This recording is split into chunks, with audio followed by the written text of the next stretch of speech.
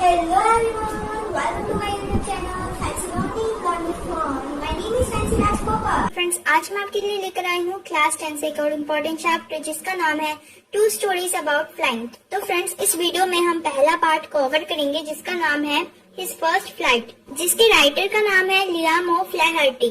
तो फ्रेंड्स, चलिए बिना देर किए इस चैप्टर के एक्सप्लेनेशन शुरू करते हैं।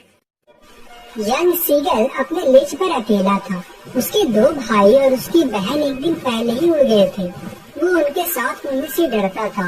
किसी तरह जब वो थोड़ा दौड़कर लेज के किनारे पर पहुंचा और अपने पंख को फड़फड़ाने की कोशिश की तो वो डर गया, क्योंकि समुद्र लेज से बहुत ही ज्यादा नीचे और दूर तक फैला हुआ था। उसे लगा कि उसके पंख कभी साथ नहीं देंगे, इसलिए इसने अपना सर झुका लिया और वापस भागकर उस गड्ढे के नीचे के उस छोटे से होल में गया जहाँ वो रात को सोया था। हालांकि इसके भाई और उसकी छोटी बहन के पंख सीगल के पंख से बहुत ही छोटे थे। वो लोग भागकर किनारे पर गए और अपने पंख को फड़फड़ा कर उड़ गए, लेकिन वो उड़ान भरने में नाकाम रहा, इसलिए वो उदास था। फिर उसके माता पिता आते हैं और डांटते हुए बोलते हैं, जब तक तुम इस लेज से नहीं उड़ोगे तो तुम्हें भूखा ही सोना पड़ेगा और कोई तुम्हें खाने के लिए नहीं देगा। लेकिन फिर भी वो उड़ान नहीं भर सका। उसे डांटे हुए 24 घंटे हो गए थे, तब से कोई भी इसके पास नहीं आया था।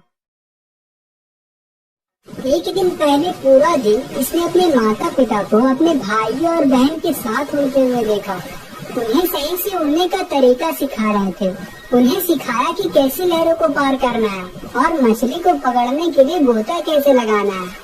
वास्तव में उसने देखा कि कैसे उसके बड़े भाई ने जीवन में पहली बार हेरिंग फिश को पकड़ा और चट्टान पर बैठकर उसे खाने लगा। जब वो हेरिंग फिश को खा रहा था तो उसके माता पिता बहुत ही खुश थे और खुशी से हंसते हुए उसके चारों ओर चक्कर लगा रहे थे, और सारा परिवार दिन भर इधर से उधर उड़ता रहा और सीगल को ताना मारता रहा, उसे चिढ़ाता रहा कि वो कायर है, वो डरपोक है, वो उड़ नहीं सकता है। सूरज अब आसमान पर चढ़ रहा था और लेज पर चमक रहा था, जिसका फेस साउथ की तरफ था। उसे और ज्यादा गर्मी लगने लगी क्योंकि उसने पिछले रात से ही कुछ नहीं खाया था। वो चलता हुआ धीरे धीरे लेज के किनारे पर पहुंच गया और एक पैर पर खड़ा होकर दूसरे पैर को अपने पंख के नीचे छिपाकर उसने एक आंख बंद कर ली, फिर दूसरी भी, और सो जाने का नाटक किया। फिर भी इसके फैमिली ने इस पे बिल्कुल भी ध्यान नहीं दिया। उसने देखा कि उसके 2 भाई और उसकी बहन प्लेटू पर सर झुकाकर सो रहे थे। उसके पिता अपने पंख को सही कर रहे थे, सिर्फ उसकी माँ ही उसे देख रही थी। वो प्लेटू पर एक छोटे से ऊंचे हम्प पर खड़ी थी और उसका चेस्ट सीगल की तरफ था। बार बार वो मछली के एक टुकड़े को नोच रही थी जो कि उसके पैरों पर पड़ा था, और फिर चट्टान पर अपनी चोंच के हर हिस्से को खुरच रही थी। मछली को देखकर सीगल के होश उड़ गए। कैसे वो खाना को इस तरह फाड़ना पसंद करता था। अपनी चोंच को बार बार खुरचकर उसे मसल देता था। सीगल रोते हुए अपनी माँ से खाने के लिए मांगा, लेकिन उसकी माँ ने उसे धुतकार दिया। लेकिन फिर भी सीगल उदास होकर अपनी माँ को आवाज लगाता रहा। फिर अचानक 1 मिनट बाद वो खुशी से चिल्ला उठा क्योंकि उसकी माँ मछली का एक टुकड़ा उठाकर उसके पास उड़ती हुई आ रही थी। वो खुशी से थोड़ा आगे की तरफ झुक गया, लेकिन जब वो उड़कर उसके पास आई और बिल्कुल उसके सामने ही थी तो वो रुक गई और आराम से बैठ गई। उसकी माँ के पास जो मछली का टुकड़ा था, सीगल उसे आसानी से लेकर खा सकता था। फिर वो सोचने लगा कि मेरी माँ मेरे पास क्यों नहीं आ रही है, थोड़ी दूर पे क्यों रुक गई है। इसने हैरत से एक पल इंतजार किया और फिर भूख से पागल होकर उसने मछली पर झपट्टा मारा। एक जोरदार चीख के साथ वो बाहर और नीचे की तरफ गिर गया। वो बहुत ही ज्यादा डर गया था, मानो एक पल के लिए उसका दिल रुक सा गया था। वो कुछ नहीं सुन सकता था, लेकिन ये सिर्फ 1 मिनट तक ही जारी रहा। अगले ही पल उसने महसूस किया कि उसके पंख बाहर की तरफ फैले हुए हैं। हवा उससे टकराने लगी।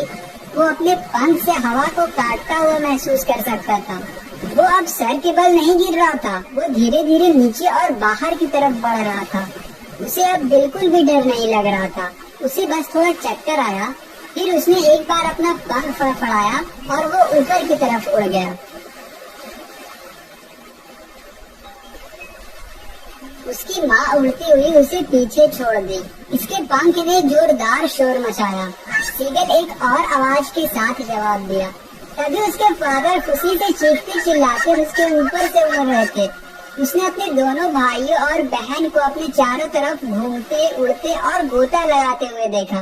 फिर वो पूरी तरह से भूल गया कि वो हमेशा उड़ने से डरता था और वो चीखते हुए अपने आप को शाबाशी दिया कि वो अब ऊंची उड़ान भर सकता है और गोता लगा सकता है। वो अब समुद्र के पास था, सीधा उसके ऊपर ही उड़ रहा था। इसने अपने नीचे एक विशाल हरा समुद्र देखा जिसके ऊपर छोटी छोटी लहरें चल रही थी। इसके माता पिता और इसके भाई बहन उसके आगे इसी हरी भरी मंजिल पर उतरे हुए थे। वो इसे इशारा कर रहे थे, एक ही आवाज निकाल रहे थे। उसने अपने पैर गिरा दिए, उसके पैर उसमें दब गए। वो डर के मारे चिल्लाया और अपने पंख को फड़फड़ाते हुए फिर से उठने की कोशिश किया, लेकिन वो थका हुआ और भूख से कमजोर हो गया था, इसलिए वो उठ नहीं सकता था। इसके पैर समुद्र में डूब गए और फिर उसका पेट उसे छू गया, लेकिन वो पूरा नहीं डूबा बल्कि वो तैर रहा था और उसके चारों तरफ उसका परिवार खुशी से चिल्ला रहे थे, इसकी तारीफ कर रहे थे और उसे खाने के लिए डॉग फिश के कुछ टुकड़े ला कर दे रहे थे। आखिरकार सीगल ने अपनी फर्स्ट फ्लाइट कंप्लीट कर लिया।